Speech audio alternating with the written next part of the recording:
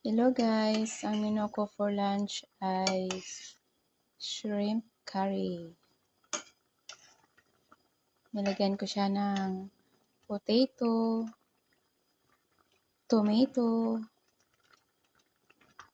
green pepper, at saka coriander leaves.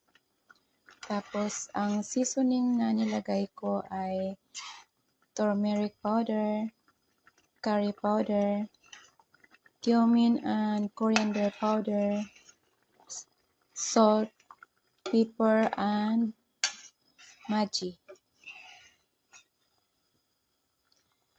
Ayan, ilibit ko muna siya ng 15 minutes. Tapos, ready to serve na siya, guys.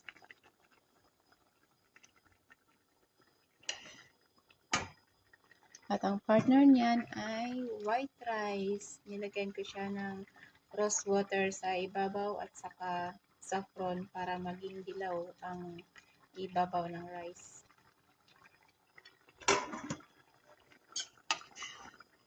At yan lang guys. Bye-bye. Thank you for watching.